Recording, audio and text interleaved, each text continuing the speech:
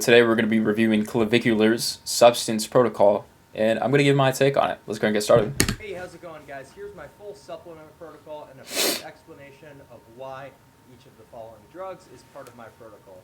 Now, first, we're going to start off with something boring, something over-the-counter. That's going to be caffeine, right? That's just something to give me a little bit of energy pre-workout.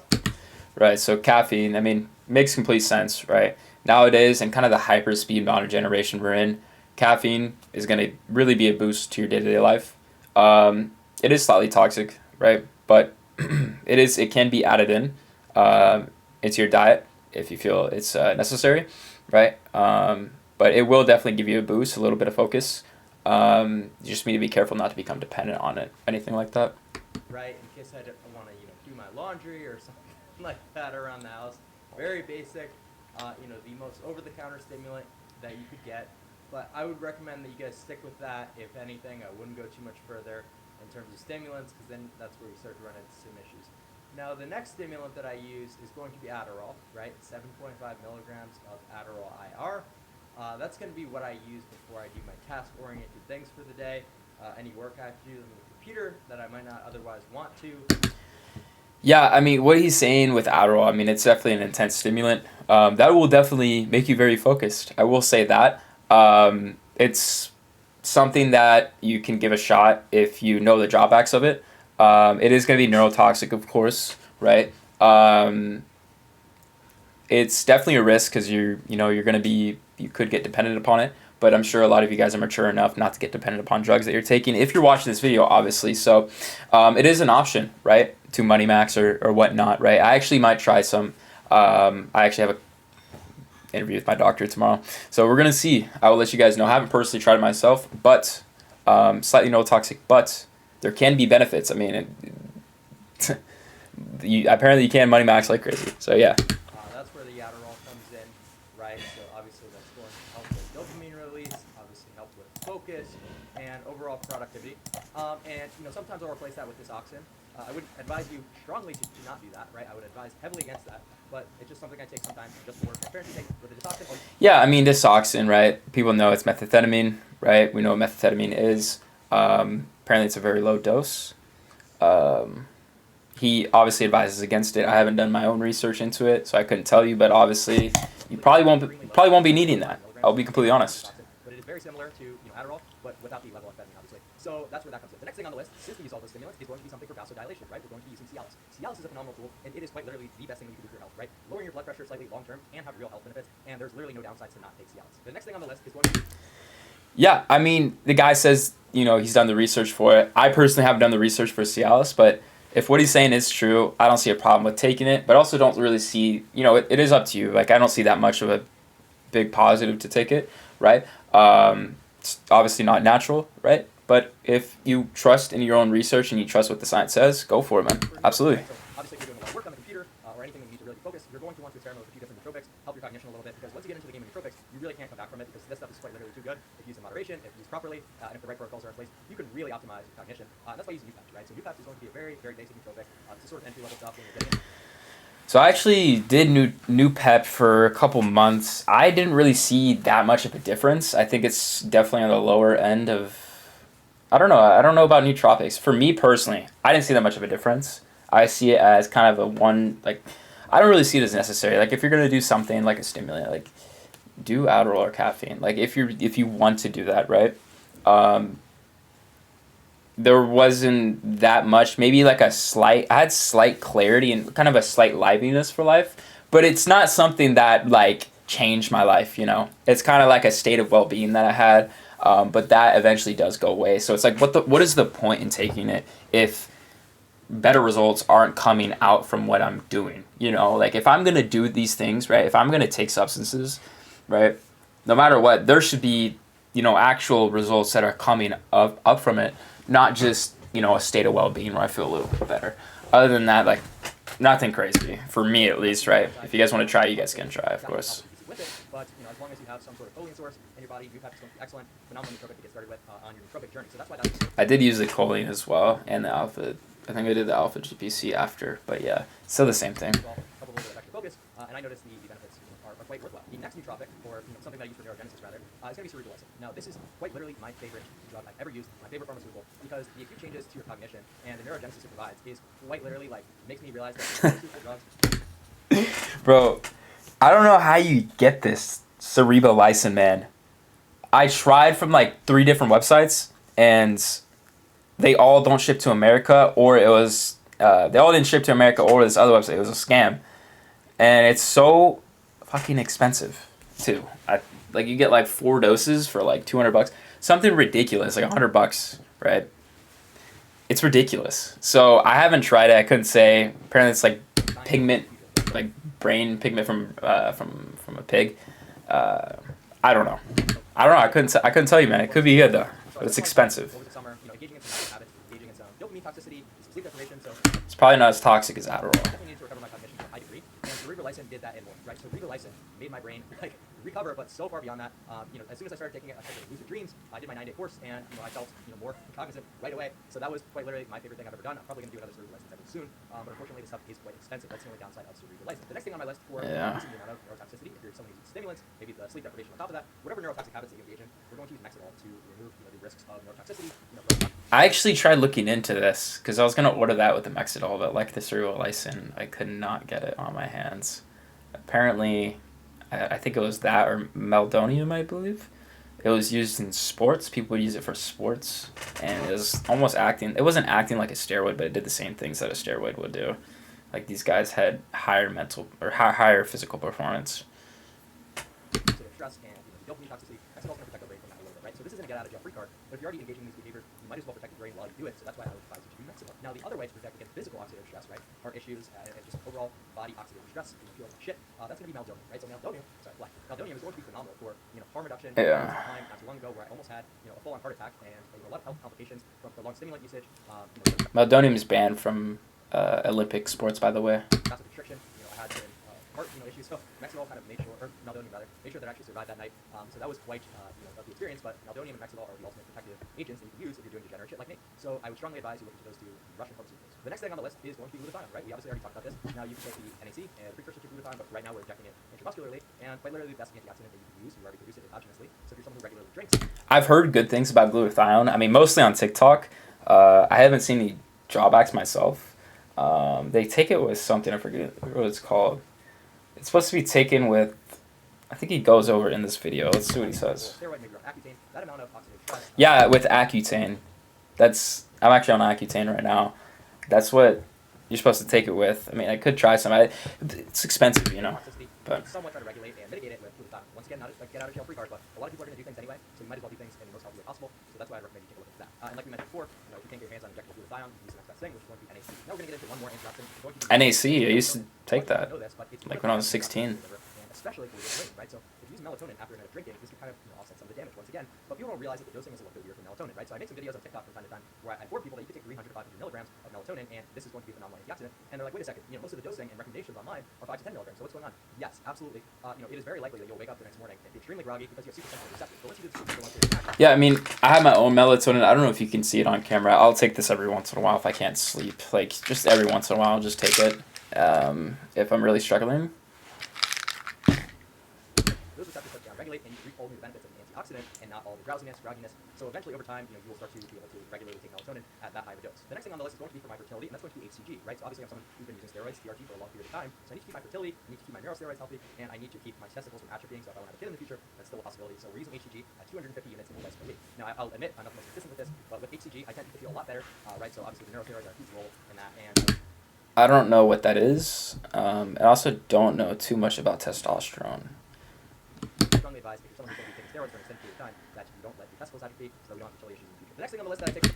I think with testosterone, if you take it correctly, I think your life will be better overall, though. It's going to be HGH, right? So with HGH, it is one of the best things for lipolysis and muscle growth, right? So we've obviously got the different growth pathways with IGF, we've got with our anabolism, things of this nature, and insulin, but we might as well maximize our IGF-1, right? So we're going to be using HGH because obviously IGF-1 L3 is quite expensive, and HGH is going to I'm not taking HGH. I'm taking CJC. additional lipolysis throughout the night. The only issue with this is obviously going to be with blood glucose levels, but we can counteract that issue by just using HGH after we finish our last meal. For my skin, actually. Right before we go to bed, so that we're fasted, throughout the time that we're using HGH, so that we don't run into any issues where we're going to need anything to fix our blood glucose levels, right? So I've been having consistently good blood glucose despite using HGH for a long period of time. Now I'm only using about 4 units every other day, sometimes I'll do 2 units every day, but I would say that this is the optimal sweet spot between 2 and 4 units of HGH. The next thing that I'm going to use is going to be Anavar, right? So I'm using 12.5 milligrams of Anavar. It is my favorite oral steroid, even though it's a DHT derivative, because it's less androgenic and less of an issue in terms of your hair than pure DHT, right? Masteron. So the androgenicity is a little bit different. The effects on the hairline are a little bit different. Anavar, yeah. If you guys are any like steroid maxers, or you know a lot about steroids, let me know, because I don't. I haven't dived into steroids that much. So Anavar is super anti-catabolic, and it's a phenomenal growth pathway to optimize because with testosterone, we're not going to downregulate the GCR. And obviously, the next steroid that we're going to discuss is going to be testosterone. Test is best. This is the base for all your success, right? So if you're using steroids, you need to be using some sort of testosterone base because that's going to convert into all the necessary hormones that your body needs. So we are going to cover all bases with testosterone. We're going to get that conversion into estradiol through the aromatase enzyme. And without testosterone, you're going to feel like shit. You're going to look like shit, and you won't have any sexual function. So we need at least 100 milligrams of testosterone in any cycle, no matter what you're doing. Now I went a little bit out of order here, but the next thing I use is C-Max, right? So C-Max, I'm using a 9-day cycle. I tried to get It's going C-Max. to help me be really synergistic with the other stimulants that I take, and it is a phenomenal nootropic. I feel the acute benefits of C-Max in terms of cognition right away. So amazing stuff. Really no downsides. C-Max is phenomenal, way better than Stimulant, but you need to be using the nasal spray, right? So obviously with the injectable version, we're not going to cross the blood-brain barrier, and we're not going to actually get the benefits of the nootropic. The next thing I'm going to talk about is melanotan 2, right? Obviously, from my last videos, I've been getting a lot more tan, and that is due to the So melanotan 2, right? You'll get tan very quickly, right? It's absolutely fantastic. Now, with some people, right, either you're going to take it too fast, right? You're going to go out in the sun too much. You're going to take too much of it, right? You're going to tan too much, or it's a precursor to some people because they have darker freckles. What will happen is your freckles, any kind of dark spot you have in your face, that is a freckle, right? The pigmentation that's in your face, it's going to darken. But when you hop off of it, if you took too much or whatnot, it can happen to some people. It happened to me. I had this spot in my face. It actually stays there permanently, as far as I know. I think mine has slightly reduced over time, and it's been about 6-8 months. But you have a risk for permanent dark spots on your face. So be careful. Micrograms of melanotan 2 every single day, and maybe only accessing UV rays for about 10 minutes a day. And I would say that I built up a pretty reasonable tan. Yeah, that's probably why I was going in there for about 15-20 minutes every day. Sexual function benefits, and slight appetite modulation, right? So the appetite modulation and suppression comes from the fact that it sort of nauseates you. So that can be a pro. Yeah, no, it actually does suppress your appetite. Like I remember taking it for the first time, second time or whatever, and you can feel like a wave of nausea, and you don't want to eat. It's very similar to hereditary type. Depending on what you're kind of looking for, but I would say that melanotan 2 is one of my favorite peptides. It's going to ascend you. There's a lot of debate on whether melanotan 2 or melanotan 1 is better. It is true melanotan 1 is more selective, and there's not going to be as many downsides like the sebaceous gland upregulation from melanotan 2. But I have my brother. He's doing melanotan 1. He's gonna let me know. As well as the sexual function benefits. So I would say that melanotan 2 is still your best bet. So the next thing that we're going to discuss is isotretinoin, right? So there's a lot of talk about what's better, topical tretinoin or isotretinoin, because they're the same mechanism of action. But unfortunately, topical tretinoin is not going to reach the deeper layers of the epidermis. That's why I prefer isotretinoin. Right? We're going to have a much more prolific effect on the collagen. We're going to have better skin cell turnover, better modulation of the sebaceous glands, and an overall improvement by a large margin of the skin. So, I mean, skin has probably been my biggest entry point. Was my biggest entry point into Looksmaxxer in the first place because I had really bad skin, and I'm still recovering from it. I did tretinoin for 8 months, and it actually works. It does work, and it's definitely a healthy alternative to Accutane. Now with tretinoin, it's gonna be slower. Your skin's gonna look way redder and irritated, which therefore is gonna make your post-inflammatory erythema, I believe it's called, the red spots that you have from acne, last longer, right? It's more harsh than Accutane, believe it or not, due to some reason when it's on the surface of the skin, it just slams it, man. You'll have a red face all day. But I've been on Accutane for about a couple months. My face is never really red. My skin definitely looks better and faster, and it definitely works faster as well, and less breakouts. So Accutane is definitely bad for you. It's definitely toxic on your liver, and there's definitely going to be other things that science hasn't taken into account of. But if it's and you can't really go out in the sun. I don't go out in the sun much, and that's a big negative. So it's definitely something that needs to be taken into account of. If you were to do not really anything else, but if you just eat meat, really, you won't have that many acne issues, if any at all. That'll definitely help.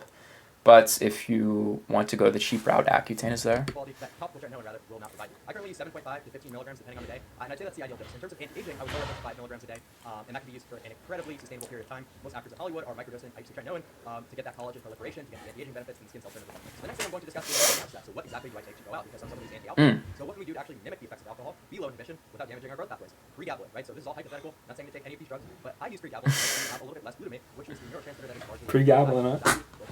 I haven't tried these yet. I haven't tried them.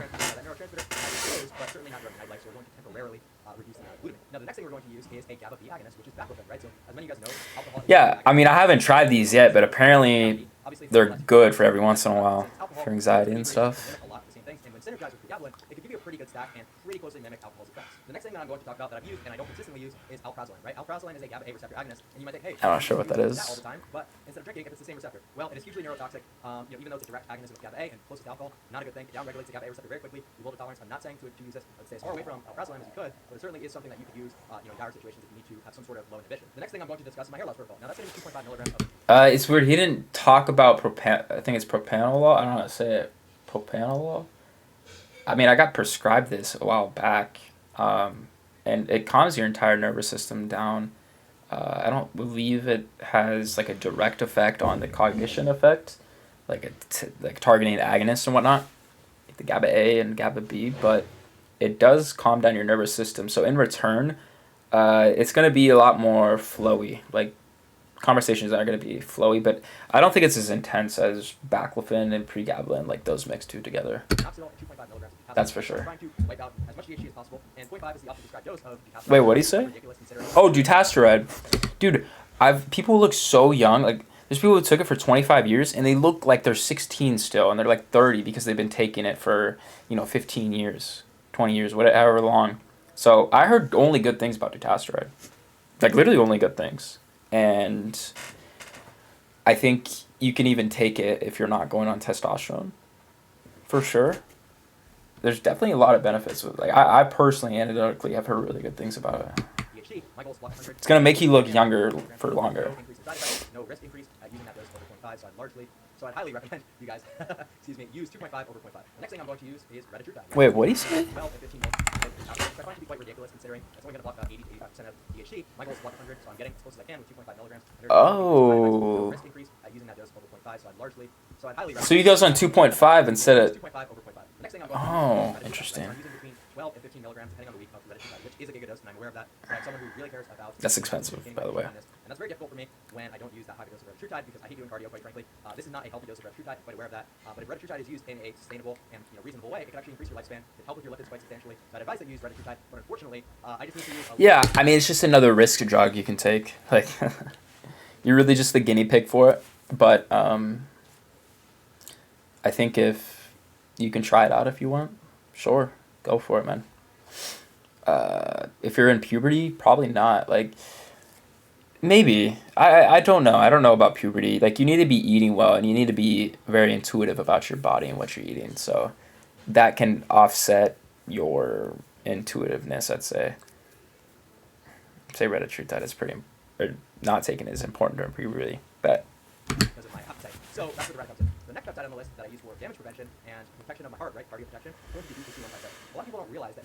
I've heard really good things about this one. Thing you take is someone who uses stimulants, you're experiencing cardiotoxicity, so you can mitigate that with DPC. It's really good for your health. It's really good for recovery. So one of my favorite peptides. The next thing I'm going to use is something quite boring. I'm going to use a carotenoid blend, right? So a lot of people don't understand the carotenoid and melanin axes, but to have optimal coloring, you have to be in the middle of the carotenoid. Yeah. So people, they take carotenoids, right? I actually take that. So I take 24 milligrams of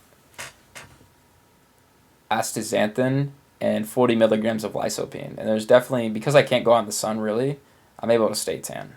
So, tan. Right? So if we're just super tan with no undertones, it's not going to look as good as someone like Tom Bridge with super, good undertones as well as a healthy looking tan. So I recommend you get a carotenoid blend of lycopene, astaxanthin, and obviously beta-carotene. So those three, put in a blend and get a supplement of that. You can get these over the counter. Phenomenal for your color. The next thing I'm going to discuss is ketamine. So ketamine S isomer is probably the best isomer of ketamine you can find, right? And this is going to be the astaxanthin is from lobster. You guys obviously know I just like to do that shit because it's fun and there's benefits to it, right? So resetting your stimulant tolerance and having a little bit of introspection with ketamine can be quite phenomenal. Ketamine, that's interesting. I've never tried it, but it's definitely like a You gotta be careful with it. Has some practical applications in academia and obviously prescribable medicine. Ketamine is used, but the way that I use it might not be the most optimal, but it's certainly fun. This guy, man. So that's going to be it for my full supplement protocol. Okay, cool. Yeah, that wasn't bad. Like, I appreciate this guy talking about what he takes on here so we can actually get an actual understanding. I'm the type of guy to believe in, I'm the type of guy to root for this kind of stuff, like freedom of speech, even if it's, on substances and what, or, freedom of speech on certain aspects of life, and I think the younger audience now, because of the internet, is a lot more mature than they used to be. So I like what he's doing, and I think a lot of people, they can spit out the bad seeds and take in the good fruit from these videos. So my overall take, I mean, it's a good video. There's a lot of things I didn't know from here that I actually, I'm not gonna say I will experiment with one of them. I mean, the most important thing is don't mess yourself up, guys. Okay, do not mess yourself up. Gonna pop an hour. I'll do some laundry. That we're talking about vitamins and minerals. I take fish oil, guys. The TRG form. But anyways, yes, so that is my video on Clavicular. If you guys like this, like my video, because I'm down to grow out this, I'm down to make more videos. Yeah, because, we're all on the ascension journey, so might as well post some landmark, some landmarks while we're on the way. So like the video if you guys enjoyed. If you guys want to see like anything from my channel, there is a subscription option. It's free.